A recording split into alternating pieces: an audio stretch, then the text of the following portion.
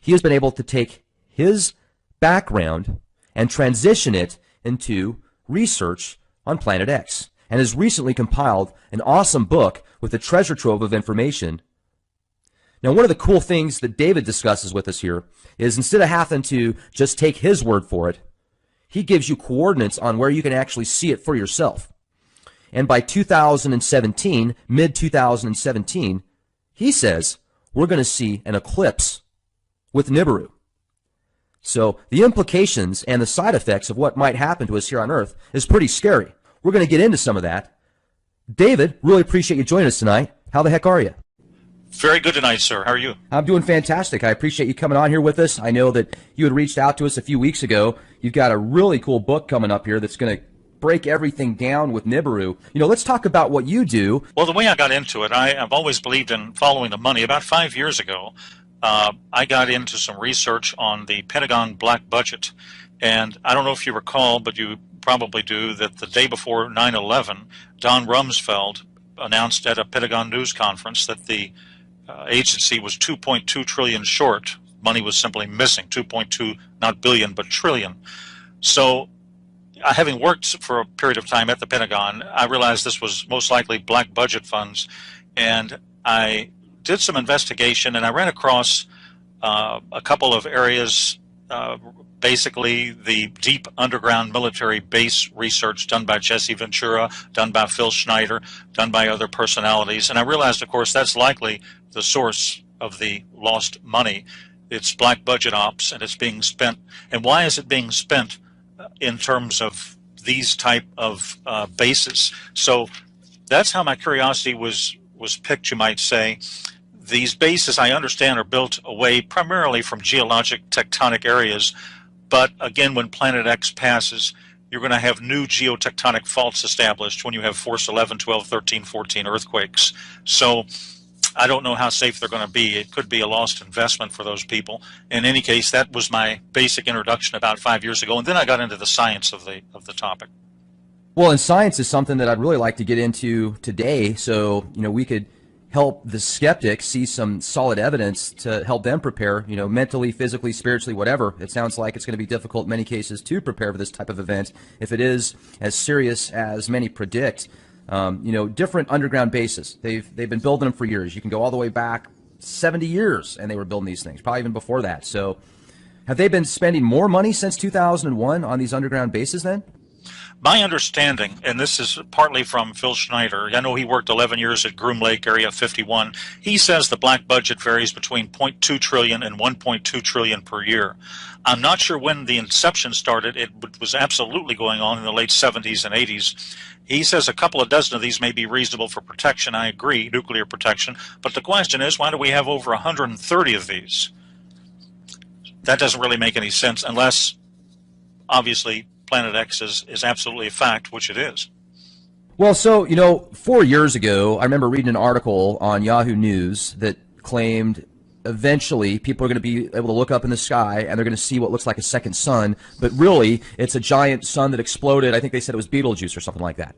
So in my mind, when I read stuff like that in the news, I think it's, the forces behind the scenes or whoever's kind of orchestrating the media, prepping people, subconsciously getting them ready for this type of event. First, it's just an explosion that looks like a sun, and then, hey, oh, it is a sun. So, do you have any physical evidence, like pictures that you can say without a shadow of a doubt, or files or white papers?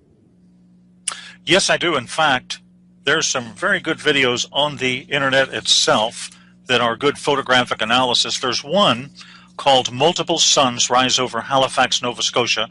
Those are the keywords that a person would enter on YouTube to read it or view it. And you can see the sun. And then at the 3 o'clock position, you have Planet X. To the right of Planet X, you have a separate lens flare. Now, that doesn't reflect the lens flare, of course, in the water below. But Planet X is generating its own light, and you can see its reflection, therefore, in the water below. Next, I think a fog bank moves in, and it obscures the sun, but Planet X is still visible. A lens flare cannot do this. Now, that's one good example of something they could simply look up themselves on YouTube. There's also some good Davis Station South Pole videos out there. And there's, in my book, which is Planet X, The Arrival in 2017 by David Mead on Amazon, I've done a video. It's page 15 or 16 or so of the book, and I have a section called Photographic Analysis of Planet X, and I study one video which another analyst did an extensive study on. And let me just sort of explain what happened. A fellow named Glenn Vaughn on April 11th, 2015, was flying down the Pacific side of Central America. He's a professor, an ex-professor at California University. He took a 20 megapixel raw file with a Sony digital camera, and he confirmed the report by sending it in to a particular analyst for review. He took it through an aircraft window. Now, an analysis of the metadata indicated it was taken at 240 dpi, very high resolution, and the metadata further showed the date, the time, the GPS coordinates. I think it was a Sony DSC HX50V camera. In any case, using Starry Night Professional version, the video, which is referenced in my book and which is on YouTube, did a field of view analysis, and he determined Mercury is above, in other words, superior conjunction with the Sun, and the object in the field of view, therefore, is not Mercury. Mercury does not have wings, as does this object, and Mercury does not have the brightness or contrast of the unknown object. Now, the analyst also performed a gamma test on a paint program. Gamma testing shows if an object is hot or cold. Hot objects generate, of course, their own light like our Sun. A lens flare would be a cold object. They read direct light, they don't generate it. So he started with a gamma of 1, reducing it by steps. At point 10, the gamma illustrates stark differences. At point 01, he shows the hottest, brightest objects on the video. He then reduced brightness to a value, I think, of -3 in contrast to +2. The hot objects fade in together, proving they're genuine. Then he ran a luminance test to determine the intensity of the object, and he determined it was behind the Sun, not a reflection. There are actually wings on the object, which is clearly behind the Sun. Now, he stated this is deeply disturbing. The reason is the gas tails of comets follow solar winds, and they're not visible until the comet's orbit is inside of Jupiter, at which point, normally the luminosity at that point of the Sun makes the tails of the comet or the planet visible. Of course, Planet X, we all call it Planet X or Nibiru, but it is a dwarf star. It's either a red dwarf or brown dwarf star. Now, the object, which is clearly Planet X by deductive logic and process of elimination, is therefore now between Mars and Jupiter. It's not in the outer reaches of the solar system. It can clearly be seen, especially from the southern hemisphere. Now, as of April 2015, therefore, the date of that video and the analysis, Nibiru is close enough to the Sun so that the Sun's light is reflected to the tail, making it appearing like wings. And there's one other quick comment I'd make, because actually that video had two parts. The second part was a lady who lives near where I do, Sanibel Island, Florida, Melissa Huffman. Now, you can look at this video itself on YouTube. I think it has more or less gone viral, and nearly 1 million people have looked at it. And this is a 2015 video. The object is very interesting. She pans the sky and shows the object and then the moon. Now, it's clearly a planet visible just north of the Sun. Now, using stellarium and knowing the moon phases, comparing it to her video on the moon, you can go to the derived date, take away the atmosphere and the ocean, and you can determine the relationship of the stars to the horizon. So to determine the date, you basically just use moon charts, and the moon is well below the horizon in all dates after September 26, 2015. Therefore, the video was taken earlier. Now, September 2015 moon phases give us a comparable to the moon in the video. And if you look at the moon phases diagram to the actual picture of the moon, it has to have been photographed on September 23, 2015, based on moon phasing. Now, on that date, Mercury in stellarium is very dim, somewhat above the horizon. Also, I believe it's in a different location than the unknown object. All other planets are below the horizon. The video, therefore, conclusively and plainly shows an unidentified planet, or dwarf star, Planet X, of some significant magnitude quite clearly. So I can reach no other conclusion, and the analyst did himself, than this is a rare photo from this hemisphere of Planet X approaching us. Wow. You know, and there's also speculation now, and I hadn't heard this until about a year ago, that not only is Planet X going to come our way, this dwarf star, but also a bunch of planets with it, like it's bringing in its own solar system. Is there evidence or truth to that? Right. There's a number of videos. I've seen some real good ones from the South Pole Telescope, and they indicate that there are a variety of moons around this. It's basically, as you say, it's its own solar system. A lot of people don't realize this, but binary, what we've got in our solar system here, is obviously a binary twin. 76%, this is a fact, of all stars are binary twins. In fact, 16% are trinary twins. There are three suns, but ours has a binary companion, and it comes under the name of Planet X, Nibiru, and so forth, Nemesis. There are various names to it. But ours has a binary twin, and it's very common. It's extremely common, and it's basically what is approaching us. And apparently, from all descriptions, indications, reports, insider reports, photographs, and other sources of human and signal intelligence, it contains 5 to 7 moons around it. So it's a solar system approaching our solar system, which makes it extremely dangerous. You know, and even the most recent Star Trek movie that came out, they portrayed Nibiru in this movie, and the inhabitants of the planet were primitive. You know, they were almost like Amazon-like tribal, what you would think of from many years ago. It's just interesting how they've really kind of pushed it into the media. But from the skeptic standpoint, you can go back to 2003. And in 2003, supposedly Nibiru was supposed to come by the Earth and wipe everybody out, and then it didn't happen, and then it was supposed to be 2012. And one thing that I find interesting, and I'm not a religious person, but I definitely think there's a lot of correlations in the Bible, especially if you read Revelations and things that are going on today, whether it's a playbook for these people or it's just prophecy, which it very well could be. You know, it talks about how nobody really knows the time when basically shit hits the fan. And with all of this crying wolf for 10, 20 years before something like that happens, I can see how the population can become really docile, you know, because they've heard it before so many times. So when it really does happen, it's almost like unbelievable. Right. There's a lot of disinformation out there, and you have to consider the sources of the disinformation. Obviously, I have a feeling when people join Congress nowadays, whether they join as a senator or at the lower level, that they have a visit from a higher up or from their local NSA agent pretty quick on, and they say, you know, you're going to find out some things that we don't want you to talk about. And if you don't talk about them, guess what? We're going to give you a seat in an apartment at an underground base when this all happens. And so you don't really have anything at all. You have a complete, you know, blackout of news from the so-called authorities of Washington, D.C. But again, what do you expect? You have to consider the source. Now, there's been a lot of Google and NASA cover-up, in my opinion, on this. And I'll give you an example of it real quick that might sort of answer your question and also even move us a little bit into a combination of astronomy and the apocalypse, the book of Revelation, last book of the Bible. So there's an object I call the Red Dragon Anomaly, which appears in the constellation Virgo. And it currently, very interestingly, mirrors the vision or biblical sign of Revelation chapter 12. Now, this is a critical, major sign. Of course, Revelation is from the highest authority, Revelation 1. John wrote it on the Isle of Patmos about 2,000 years ago, and in it he found out that cosmologically the sun travels the ecliptic, and every September it passes through the constellation Virgo. The moon also travels close by. Now, towards the end of September in 2017 next year, there is a precise configuration of the Revelation 12 imagery, and I've used stellarium, and I've gone back 6,000 years, and I've gone forward 1,000 years. And it's complex and involves the simultaneous interface of half a dozen astronomical variables, but it only occurs once, and that's in September of 2017, a year and a half from now.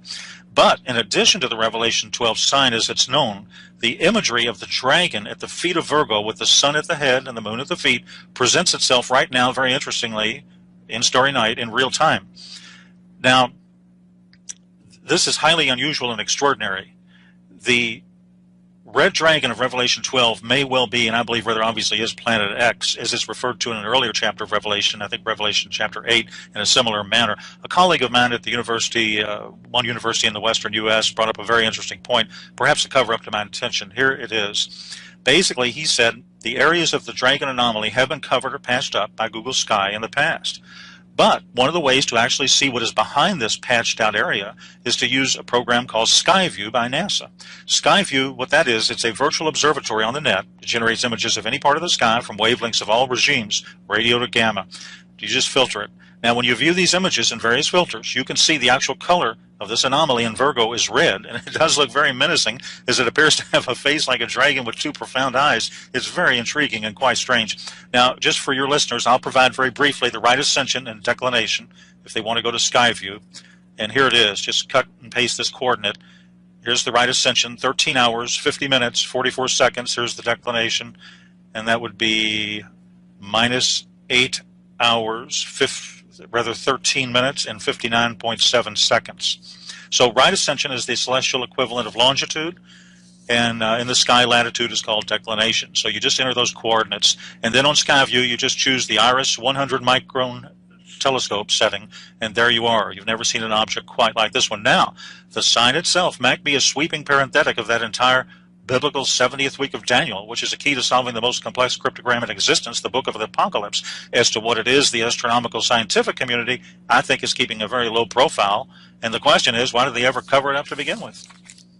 Oh, and not only that, if we could get into some of the more scientific stuff as well that you talked about that you put together, is in your opinion, the Great Flood that's talked about and has been talked about all over the world and other mythos as well. Do you feel that that was caused by this orbital, from Nibiru coming back many years ago, getting close to the Earth and caused some type of giant tidal waves and stuff and earthquakes? Well, it indeed could have. I'm not positive of the exact date in biblical history of Noah's flood. I think it was close to 4,000 years ago. Might have been a little bit more. Very good question. Now, in fact, what that question leads us into is the main item we have historically in terms of archaeology to help us relate on a scientific basis to a prior pole shift by the Earth is something called the Nebra sky disk. Now, this is a 12-inch bronze disk, the Nebra sky disk. It may be the key to determining the last recorded time in history that Planet X actually flew by the Earth. The disk is bronze. It's inlaid with gold. It was found near Europe's oldest observatory in Gossig, Germany. Now, the story of the disk is quite unconventional. It was found, I think, in 1999, by German treasure hunters, and they were using metal detectors inside an ancient forest. However, German law dictates that all such relics are state property. So instead of turning it in, they attempted to sell it on the international market a couple of years later in 2002. Now, working for the Swiss government, an archaeologist named Harold Meller, I believe, posed as a straw buyer. The disc was seized by authorities, and then it was analyzed. Now, what it contains symbols including the sun, the moon, the constellations, I think, of Pleiades, Capricorn, Piraeus, and Gemini. Now, the disc reflects the sun in the position of a solar eclipse. What is causing the eclipse? Well, it's not the moon, which is on the opposite side of where it should be located. So I think the best deductive logic is that an unknown near-Earth object is causing the eclipse. Now, this 32-centimeter disk weighs about 2 kilograms. Again, it's decorated with gold leaf symbols, and the gold leaf symbols also reflect 4 planets: Venus, Mars, I believe Jupiter, and Mercury. Now, using modern-day astronomical software, you can plot the actual day and hour the disk was produced, and the result is very precise. It was produced at April 6, 1810, BCE at 8:30 a.m. The disk was thus created during the Bronze Age, which is 3,826 years ago. Now, there's a curved bar at the bottom of the riverbank, the Saal River, which still currently exists. Much of the disk's current coloration is green due to a tarnishing effect. And the discovery site is a prehistoric enclosure in the Ziegelrodes Forest, known by the name of Mittelberg or Central Hill, 60 kilometers, I believe, west of Leipzig. Now, the treasure hunters stated it was found within a pit in the forest near the ancient Gossig Observatory. Now, here's something extremely interesting. Upon examination, the disk reflects the constellation Orion at the very bottom.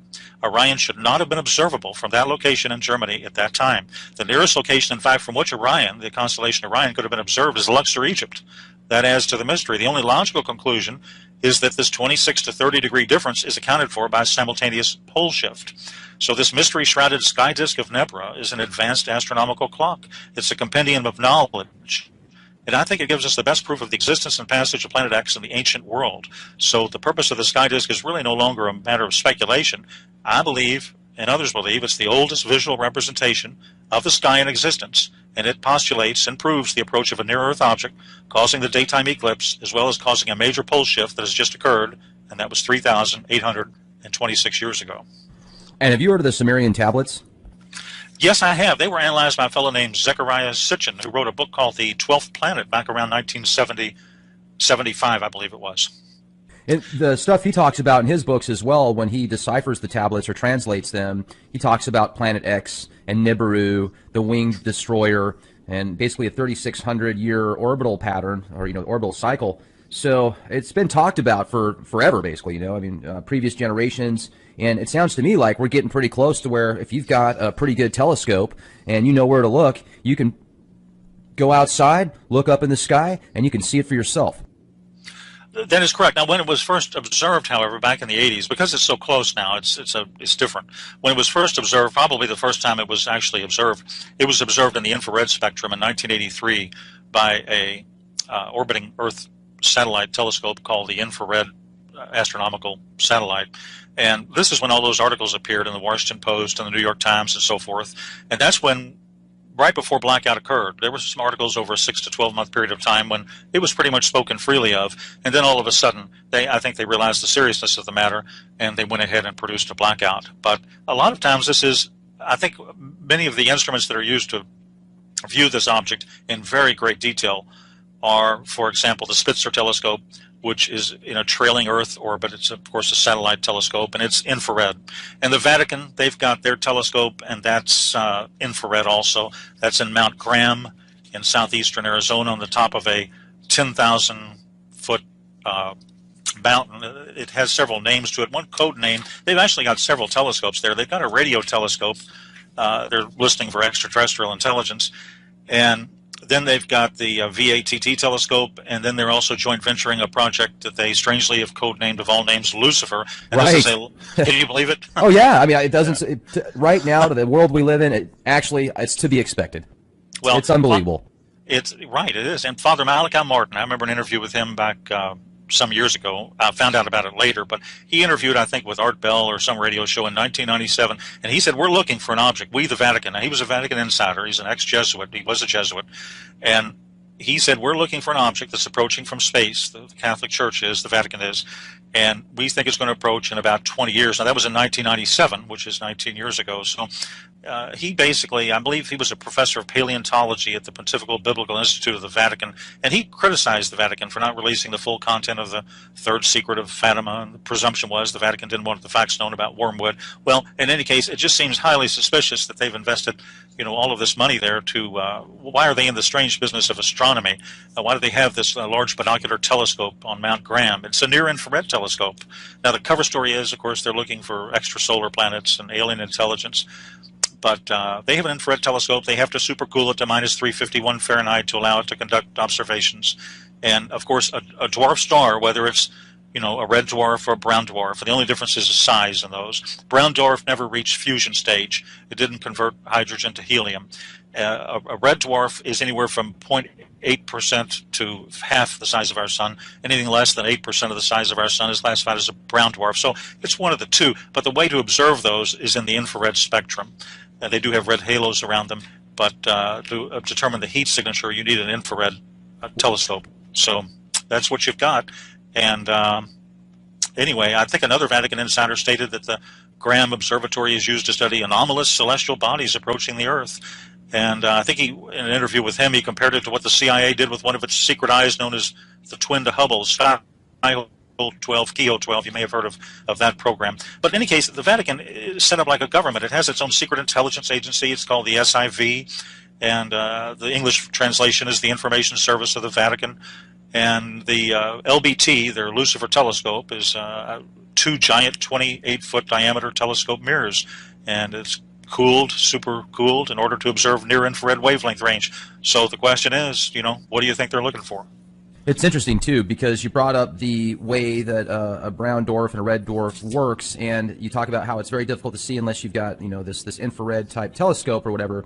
And I've seen so many different pictures of what could be Nibiru or some type of other anomaly, but there's a few pictures I'm thinking of in particular, and the last show I did on Nibiru a few weeks ago with a gentleman by the name of Bob Evans, he's got probably about 1,000 different pictures that he's been given from people all over the world, but a lot of them I look at and I say, yeah, that might be lens glare, I don't know what that is, but a few of them in particular that he showed, a couple of them that I'm thinking of in specific, and I'll pull these up here in a moment if I can find them. They were like, it was in Italy, and it was just this giant red circular mass. And it almost looks like, okay, well, is that the sun, but somebody used some type of filtering software to make it look like that big giant red mass? But it sounds to me like Nibiru, possibly. Right. I know the individual you're referring to, and he is a superb investigator with an excellent reputation and track record. So I would guess that, as you say, most of his photographs are quite genuine. And I think we've had the best photographs since about 2010, 2011. We've had superb photographs and videos in 2015. It's getting larger. I think a fellow named... Yeah, it's huge. I mean, these pictures, David, I'm telling you, it takes up half the sky in that particular area of the picture. I mean, it's mind-boggling. Yes, there was a series of still photographs taken between, I believe, 2011 and 2014 by a certain analyst who had access to a webcam at the top of a volcano in Central America. Perhaps it was Costa Rica. And I looked at an analysis of that, those still photos. And if you look at the field of view, and if you state the pixel size at each year, 2010, 2011, up through 2014, in the same field of view, it gets amazingly larger. So obviously, in my opinion, the object is approaching us quite quickly. You're saying that you think it's right now in between Jupiter and Mars. Right, absolutely. And I believe, getting to one of the main points of my book for just a moment, not only is there a lot of scientific evidence, and again, you look at the circumstantial evidence, you look at these deep underground bunkers and the missing money and all of these things that don't make any sense unless you use a philosophical principle called Occam's razor. The simplest solution is the most reasonable and is the one you should use. Now, getting back for just 1 second, maybe I can even talk a little bit about the John's very apparent description in Revelation 12. It's a very precise celestial event that he talks about. Now, I talked about one particular object, but I didn't really talk too much about what's called the Revelation 12 sign. And in the Revelation chapter 12, if you read the first 4 verses, you'll notice those are very specific visual descriptions that are not referenced again. And it's interesting to note that to an observer on Earth, they will not be able to see this formation. That on September 23rd, 2017, you won't be able to see it because the sun's brightness will clothe the entire constellation during the day, and the moon will, I think, only be illuminated about 11%. So it's a pure, specific astronomical indication. And if you look at Revelation 12, 1 and 3, the word wonder or sign is used to describe what John saw. Now, in the Greek, this has the idea of an indication. So it appears that they are based on literal visual events that the author of the Apocalypse, John, saw in the heavens or the sky as an indication of what was going on in the larger scheme of things. Now, that date itself is what I call a time marker or a key to a cryptogram. It is not the final key, in my opinion. It's only a preliminary key. That's not the date, in my opinion, when you're going to see Planet X in the sky. You're going to see it at the last possible minute, and I believe I know at least the month, but maybe not the week, but I do know the month when that will most likely probably occur. And again, the analysis comes from Revelation chapter 12.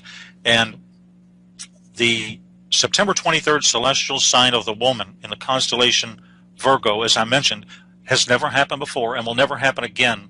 Jupiter has to move in several directions in retrograde and so forth for a period of about 400 days in a part of that constellation to fulfill that exact astronomical requirement. And that, in conjunction with the 12 stars at the top of the woman's head and the moon at her feet and the sun and so forth, these things do not occur in exact sequence except in the month of September of 2017. So again, I would call that some sort of cryptographic key that we need to proceed from. Now, remember this, the blue daytime sky is going to hide Planet X until it eclipses the sun. But there is going to be a full disk solar eclipse right after September 23rd, 2017. This occurs, if you look at moon charts, on October 5th, 2017. And what happens, of course, during a full disk solar eclipse is the sky turns black, and that will reveal at that point, that week, in my opinion, the week of October 5th to 12th, if the book of Revelation is true, because this ties in perfectly with it, that could well be the exact month that we can first see it with the naked eye. So, in my opinion, combined with a predictive computer-generated astronomical model, the Bible, the book of Revelation, the Apocalypse, tells us that the red dragon, or Planet X, or Nibiru, appears after September 23rd, 17, but it has to appear before October 11th, 2017. At that date, October 11th, 2017, the sign in Virgo, the woman Virgo, will no longer be, quote, pregnant. Then the red dragon or Planet X therefore must make it an appearance before October 11th. So that seems to be a cutoff date. Jupiter, which is known as the planet or the star of the Messiah, exits Virgo, the Virgin, on October 11th after having spent, I believe, 301 days or about 42 weeks in the, quote, womb region of that constellation.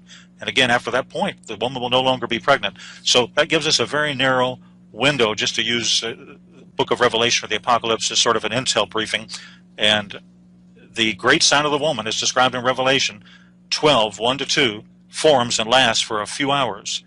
And according, again, to astronomical models, this sign has never before occurred in human history. It will occur once on September 23rd, 27. It will never occur again.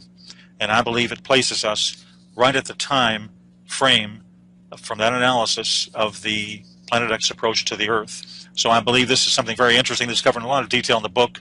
And I believe, though, if I'm not mistaken, the individual you just referenced, Bob, I believe he also believes that 2017 is highly likely. You know, that's what he said in the interview. And, he also correlated a lot of revelations and stuff. And it sounds to me like you've definitely done your homework. Are you a religious person? Well, I would say yes, and Okay. but I never really studied the Book of Revelation Okay. until a few years ago, until I got into Planet X. First of all, it didn't make any sense to me. I've glanced at it once or twice, but it didn't seem to solve, as you would say in cryptography. So it made no sense until I started relating it to this particular object and correlating what the Bible calls the red dragon with also what is called wormwood. These are all terms referring to Planet X or Nibiru. They're all the same thing. The Vatican calls it wormwood. Revelation calls it the red dragon. Revelation chapter 8 again calls it wormwood. But these terms are interchangeable. So obviously this is a major astronomical sign that's going to have some very high impact value at a certain point in our history. The Earth has been around many thousands of years, and everything's going okay so far. And the end is not necessarily going to occur, but things are certainly going to change, and there's going to be major cataclysms. And the Earth is actually very cataclysmic in its nature.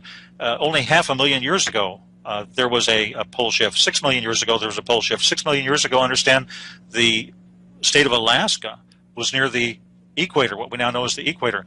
So the 65 million years ago, as you know, there was a major asteroid collision near Mexico, and scientists say, well, that wiped out the dinosaurs because it caused ash to cover the sky, it destroyed plant and animal life. So we really live in a very cataclysmic universe. And the interesting thing about these asteroids, that Planet X has a tail anywhere from 250,000 miles to several million miles long. And the dust of that planet is red iron oxide, but the tail, especially as it passes through the asteroid belt between Mars and Jupiter, picks up a lot of asteroids, some large, some small, some kilometers in diameter. And these items, the U.S. and the world actually has nothing at all to protect against an asteroid collision. You can't shoot a nuclear weapon at it because all it would do is break it up into more pieces and you'd have more targets hitting the same area. There's no early warning system. There's no way really to protect against this. Yeah, I mean, you'd almost have to find a way to send something that could move it, hook up some thruster system to it and have it blast off the opposite direction, because obviously inertia, yeah, you shoot a missile at it and then it's just going to be a million other pieces that are going to fire onto the Earth. So, very right, interesting. And they haven't discovered that yet to my knowledge. They're probably working on it, and they might have it in 50 years, but I don't think they have it yet. Yeah, I mean, absolutely. Who knows what they have. So how far before you think, do you think in 2017 it's going to be chaos on Earth? Do you think that it's basically going to be blowing up, earthquakes 10 times more than they are now? What's going to happen a year from now? Right. Well, at that point, I would prepare. Now, here's something very strange. I would prepare on or before the fall of 2017. I would conduct emergency preparedness. Of course, you want to be spiritually ready. You want to have a clear conscience and all that, but you need to do physical preparations as well. I think survival gear, emergency food, that sort of thing. And the reason is, and again, all this while, you're going to get increasing levels of disinformation from the mass media until it's actually there. And then they're going to say, whoops, we didn't have any notice, we don't know what happened, and so forth. And they're going to run and hide in what they've already established. But the public is there, and the public has to fend for itself. This global warming, as you've heard, I'm sure, is a cover story. The Earth is heating up from the core outward because of the approach of Planet X. During the 20th century, I think there were 35 volcanic eruptions in a typical year. Now there are more than 35 of these every single day. So basically, when X approaches, that week you see it in the sky, let's say it's October of 2017, for purposes of discussion, at that point, it's not going to actually collide, I don't believe, with the Earth. The Earth is only 8,000 miles in diameter. It may pass 5, 10, 15 million miles away, but it has a very high magnetic attraction. It's going to have a gravitronic effect. It's going to cause the shifting of the Earth's crust. It's going to cause major volcanic activity. It's going to cause tidal waves. And when a pole shift happens, the ocean literally comes up out of its basin. So you're going to have major weather changes, seismic activity, and volcanic eruptions. Probably at that point, Yellowstone, the Yellowstone super caldera, will likely erupt. That could affect up to a third of the United States, cover it with ash. Right now, you've got unexplained sinkholes, bizarre weather. So we've seen these core changes, and of course, the cover story, the legend that we're given by Al Gore and those types is global warming. Well, of course, that's just a total story. And it makes absolutely no logical or deductive sense. Well, let me jump in here for a second. I'm glad you brought that up because you can clearly tell a difference now with how hot the sun is. I mean, even if you look at the same temperature, 75 degrees now versus 75 degrees 10 years ago, although it's the same temperature, the sun on your skin even, there's just more heat there. It's almost like the atmosphere has become depleted. It's thinner now, so more of that radiation is actually hitting your skin. And I've got proof of that because I have a radiation detector built into my watch. I mean, it's a high-end military-grade watch. You can pick one up at MTM Special Ops, and everywhere I go, I can see what the radiation levels are. And just over the past 3 years, they've literally doubled in my area out here in San Antonio, Texas. So it's very interesting. I'm wondering if the chemtrails might have something to do with that. But the sun also seems more extreme now. So, well, what is your thoughts on that? Good points. Very good points. Let me comment on the EMP, and let me comment on the sun. First of all, actually, if you go to the book of Revelation, the Revelation indicates that the sun is going to be hotter at that time frame. Now, the EMP effect, Planet X has a massive tail. It's fantastically charged. It's magnetic. The tail has moons and rocks in it. Now, this can down aircraft and satellite when it passes. It can affect the electrical grid. Now, of course, NASA, JPL, and the other disinformation sources ignore this data. But here are the facts. The Earth has a nickel and iron core. Now, this generates this magnetic field. However, the magnetosphere has large holes in it. The magnetosphere is a static shield. Now, under routine solar conditions, it protects the Earth from coronal mass ejections. But when Planet X arrives, we're no longer under routine solar conditions. Now, you look at Air France, for example. I think that was back in 2009, Air France 447. This is a little bit off topic, but really it's on topic because it's an excellent metaphor, an excellent visual type of illustration as to the power of Planet X. When Planet X hits, the utilities are going to be shut down for anywhere from 3 months on. There's going to be $5 trillion worth of damage to the electrical grid. But let's go back to Air France 447 back in 2009 to give you an example. There have been people that have postulated, and these are very intelligent people, and it's just a theory, but they have postulated that disappeared over the mid-Atlantic range, right in the middle of the ocean. Now, that's involved with the Earth's earthquakes. The EMP between the mid-Atlantic range and Planet X could have caused its destruction. And the same thing with Malaysian flight, ME-370. It may have flown into an EMP pulse. The flight path was highly irregular. That's indirect evidence. And this occurs when the North Pole of Planet X is pointed directly at the Earth during its approach. Magnetrons and electrons burned out through an EMP event. I think the cell phones of the passengers as well burned out. So none of the theories really answer in terms of those aircraft. All the questions are fully explained what happened that day, but it could be an indirect effect of the approach of Planet X. Now, also, you mentioned these chemtrails. Now, there's a site, I just became aware of it recently, called Geoengineering Watch. I think Dane... Yeah, great guy. Oh, you know him? Okay. Yeah, I've talked to him before. Oh, you've talked to him. Excellent. Well, you've probably heard the key phrase, indigo skyfold, and so forth, and I understand that contrails dissipate quickly, but not chemtrails. And I always, tell people, in terms of NSA, nothing is as it appears to be. Always consider the source and their agenda.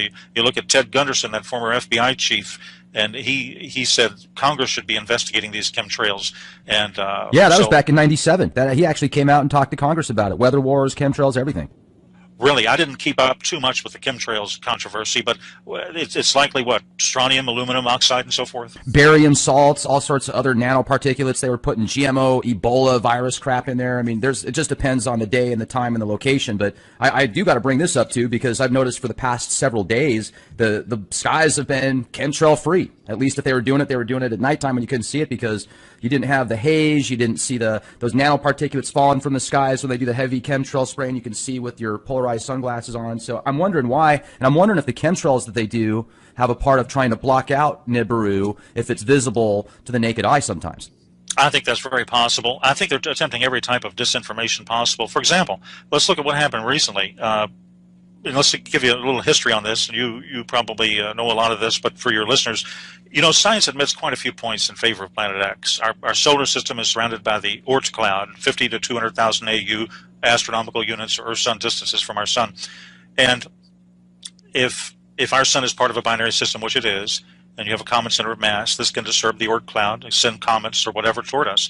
Now, science also admits an asteroid impact is absolutely responsible for the extinction of the dinosaurs about 65 million years ago in the Tunguska effect or event in Russia in 1908. I think that explosion had 1,000 times the power of the atomic bomb dropped on Hiroshima, flattened 80 million trees, 840 square miles.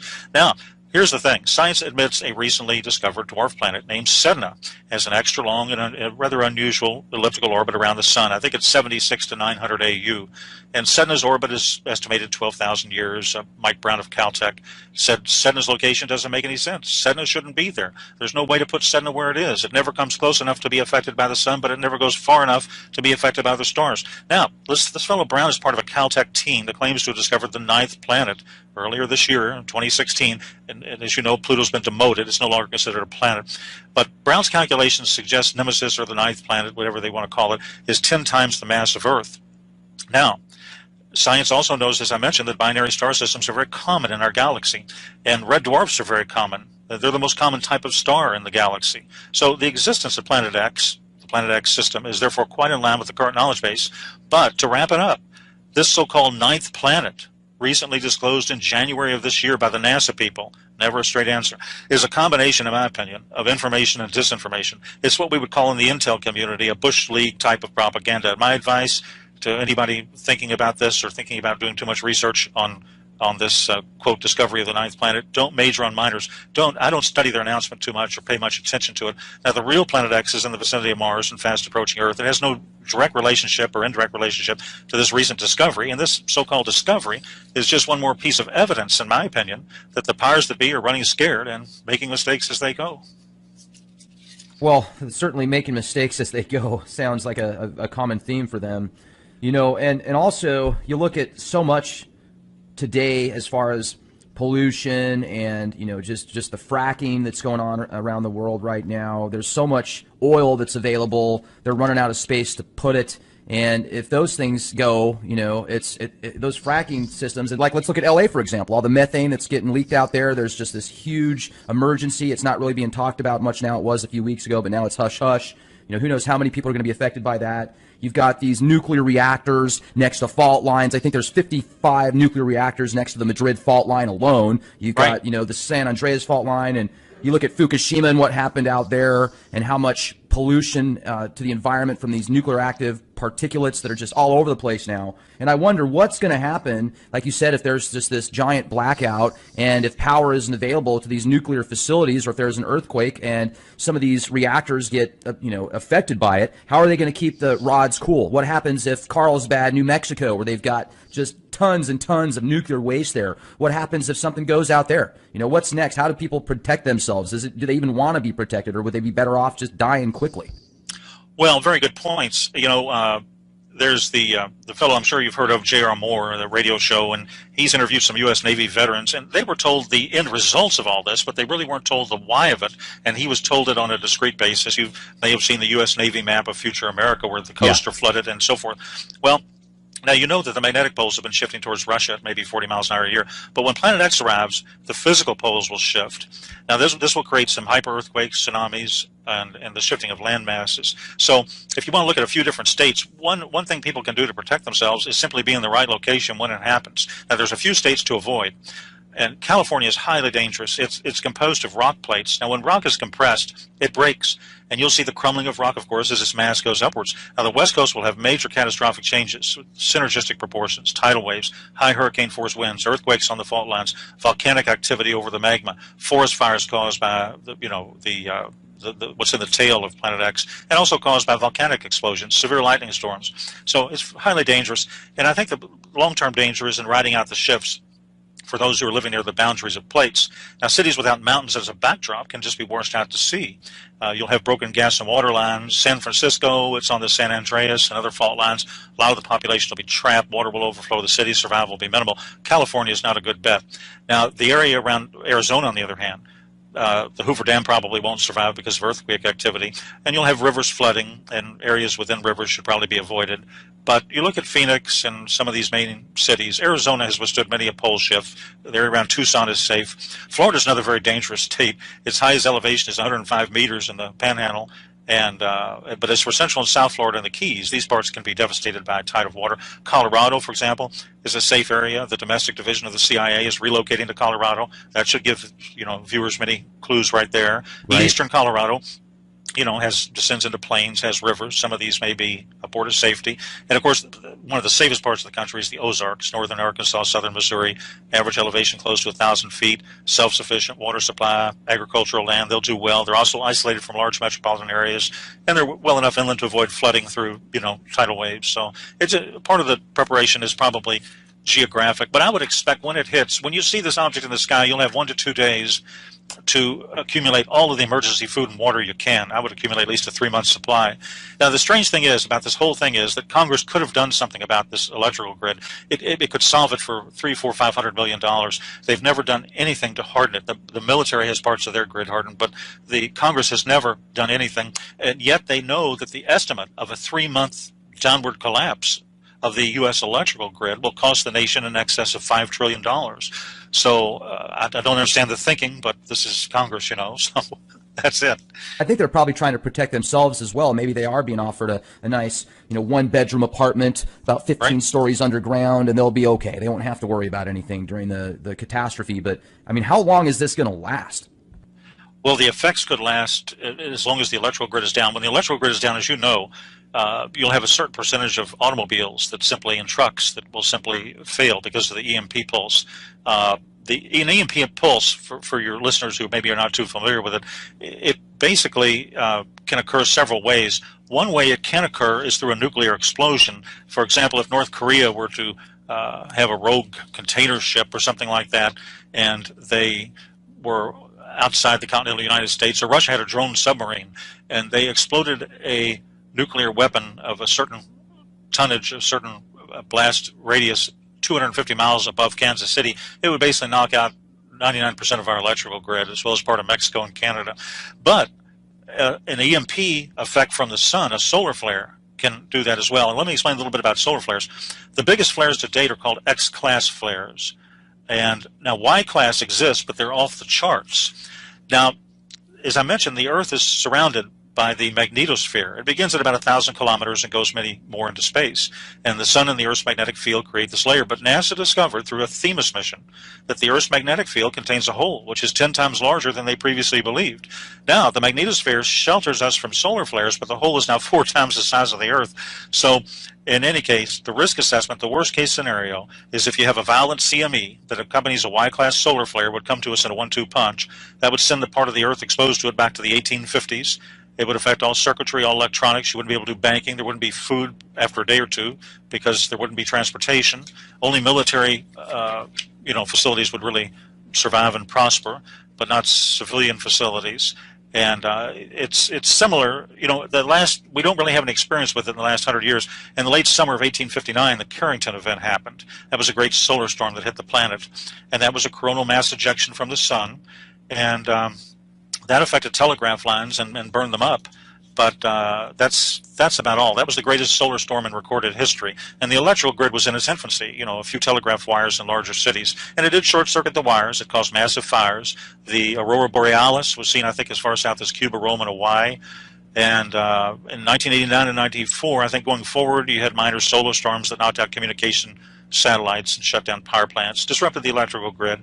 But these were minor solar flares. So imagine if a solar storm the size of 1859 struck our modern society. You've got delicate wires that run everywhere, filaments, computer chips, hard drives, cell phones, electrical lines, and your vehicle's computer system. And so the perfect solar storm could send the country back to, the Stone Age, basically, for anywhere from 3 months to I don't know how long. It's really hard to say. It would depend on the damage to the transformers and how quickly they were able to be repaired or replaced. And if the solar event affects the entire Earth, they probably are not going to be replaced too quickly. It might just affect the northern and southern hemisphere. But if it affects the whole Earth, which it could be years before things really return to completely normal. And with that said, if things get that bad, let's talk about the military situation and a martial law type possibility. In your research, in your opinion, what's going to happen with, what's going to happen with the cities, with the survivors? Well, I would say where you are, you're going to be. When this happens, you're not going to want to drive a car 50 miles. Number one, you've got a 50-50 chance it'll even start. And then where would you be going anyway? And you'd be moving away from your food and water supply. So where you are is where you're going to be. Now, hopefully where you are at that time, there's a concept, a theory called strategic relocation, where you don't want to be too near a major city like Houston or New York City or Atlanta. You don't want to be too near Miami, for example. You want to be in a smaller area. Maybe you want to be on a small island that has a population of 3,000 people in the Gulf of Mexico. Maybe you want to be in a suburb or in the country, some distance from a metropolitan area. But wherever you're going to be at that point, you may be there for a long, long, long time. So you want to consider, seriously, I would say, consider where you are keeping residence. I mean, absolutely, Houston. I can't even imagine what that place is going to be like if something like this happens. I mean, Zach, you can just go to YouTube and watch a 5-minute video on how some people react to Black Friday when they don't get their flat screen TV for $100. You know, they'll punch a 80-year-old woman in the face that can barely walk. You know, and they're 300 pounds. I've seen that before at Black Friday on TV and YouTube. It's terrible. You know, to see that kind of stuff. But yeah, Katrina. Katrina's an example. I mean, that was what was that? I mean, the shelves were, I think, were just no food on the shelves after 8 hours. Hurricane Katrina. So the supermarkets don't carry that much. They carry maybe 2 to 3 days maximum inventory. So those would be cleaned out within 24 hours, and there would be no food at that point. So martial law would be necessary to keep things under control. You'd probably have it. Now, do you feel that the military will even have the opportunity to keep stability and structure, or do you think it's just going to be full-on chaos? I would imagine the large cities complete chaos because the military is going to be hampered in terms of any type of rescue operations. And, you know, it's strange. Russia and China might have a better chance at this than we do because Russia has over 10,000, in my knowledge. They have over 10,000 of these shelters, and they have some of them that are built into the sides of mountains that are 250,000 capacity. China has such large underground structures that they keep entire submarines and jet aircraft stored inside the structures themselves. So some of these other countries seem to be a little more prepared, I think, than we are. We have supposedly prepared for the elite. We have got these deep underground military bases, but the normal populace has not been really given any information, and they haven't been, not only have they not been told anything, but nothing's been done in terms of preparation for them. I'm trying to remember that website that's out there. It's a strategic statistic website that a lot of military corporations, Fortune 500 companies, etc., will use their statistics, and they have different statistics at different years of the populations around the world and each country and province, etc. America, in I think it was 2028 or 2029, they calculated that the population was going to be something like 17 million. That's a very interesting concept, and that's one of the few concepts I really have not researched and I don't have a knowledge base on. So you may know more about that than I do at this point. Well, and if that's true, you know, if they are expecting there to be, if there's these think tanks out there that are in the know, they're expecting there to be approximately 17 million people in North America 11 years from now, and what you're talking about, and if our country isn't prepared except for the elite and these other countries do have more preparedness and structures, then that makes more sense with what you're talking about. Yeah, exactly. So again, I think one way people can prepare is to simply read a book, read the product of years of research, read my book, read somebody else's book, go to the right web pages, do your own research, do your own thinking, use your head, but you do need research, and to accumulate the type of research you can find in professionally written books can take 1 or 2 years. It might be easier just simply to buy a book. So I would highly recommend people educate themselves, understand the whole picture, and probably take action at that point. You know, you were really into forensics, and I was just wondering if you could talk to us a little bit more about that and what you did, because you can tell you're very well versed. Oh, good, sure. Yeah, basically I was involved in, I've written some books on corporate governance, on fraud cases, fraud investigations. That's what I was involved in. I worked at a very high level of both the government and also with some Fortune 500 and Fortune 1000 companies. I wrote reports basically for in the latter case for the board of directors, and I would do. I was more or less a specialist in research. I was an investigator, and you know my reports were very highly detailed. And I've written a book, in fact, on research, and I've written a book on corporate governance. So I'm very familiar with all of the problems these large corporations have had, starting with Enron and WorldCom and so on down the line. And you haven't heard much lately about it, but for about 10 years, it was an unbelievable situation. And that's the period of time when I was involved in on the good side of the investigations and watching what happened and writing